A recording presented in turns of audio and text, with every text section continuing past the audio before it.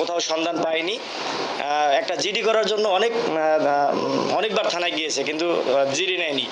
পরিশেষে 7 দিন পরে সবুজবাগ থানায় একটা জিডি নিয়েছে। এরপরে 10 দিন পরে আমাকে 1 বস্তা বিস্ফোরক দিয়ে রাষ্ট্র বিরোধী কর্মকাণ্ডের সঙ্গে আমি জড়িত এই মর্মে আমাকে একটা মামলা দিয়ে তখন তারা জেল হাজতে পাঠিয়ে দেয়। এই যে 10 দিন আমাকে রেখেছিল, মানে খুব ভয়াবহ নির্যাতন করেছিল আমাকে। আমি যে বেঁচে আছি এই 10 দিনে, এই আমি বেঁচে আছি এই কথাটা মানে আমার পরিবারের কাছে জানানোর জন্য অনেক অনুরোধ করেছি, কিন্তু তারা আমি বেঁচে আছি এই কথাটা, এই তথ্যটুকু আমার পরিবারকে তারা দেয়নি। যার কারণে আমি ওই 10 দিন যে গুম ছিলাম, আমাকে রেখে যে নির্যাতন করেছে, এই সময়ের মধ্যে আমার ব্যাপক ক্ষতি হয়েছে। আমার ব্যবসায়িক ক্ষতি হয়েছে, অন্যান্য কোম্পানির সঙ্গে আমার যেটা এগ্রিমেন্ট ছিল।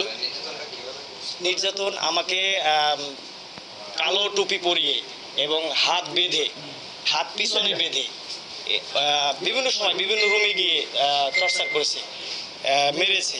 ডিসি মশুর নিজে আমাকে তার পায়ে পরিহিত বুট দিয়ে আমার এই মাথায় আঘাত করেছে, ওর নিজে, ওর কক্ষে ডেকে নিয়ে।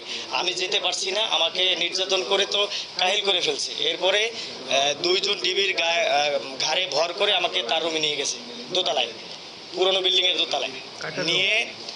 সে আমাকে জামাতের নেতৃবৃন্দকে ধরিয়ে দেওয়ার জন্য তাদের ইনফরমেশন চাচ্ছিল। তা আমি বলছি যে না, আমি তো জানি না তারা কোথায় থাকে। এরপরে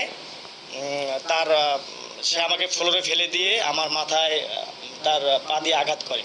তার পায়ে যে শু ছিল, সেই শুয়ের আঘাতে আমার মাথা, আমি অজ্ঞান হয়ে পড়ে যাই। এরপরে উঠে দেখি আমি একটা নির্জন কক্ষে। এরপরে এই 10 দিনে আসলে অনেক নির্যাতন করেছে, অনেক। এক সময় এক একটা রুমে নিয়ে গেছে। আর ডিবি কার্যালয়ে তো এডিসির অভাব নেই। এক সময় একজন এডিসি আমাকে কালো টুপি পরিয়ে তার রুমে নিয়ে গিয়ে বিভিন্ন ধরনের তথ্য জানতে চায়, বিভিন্ন ধরনের তথ্য জানতে চায়। আমি সেগুলো দিতে তো সক্ষম নই, কারণ তারা যে তথ্য চায় সেটা তো আমার কাছে নেই। যার পরিপ্রেক্ষিতে তারা আমার উপর আরো চরম টর্চার তখন করছে। আমি ব্যবসা করি, আমার একটা আউটসোর্সিং কোম্পানি আছে। আমার ওই কোম্পানির কার্যালয় থেকে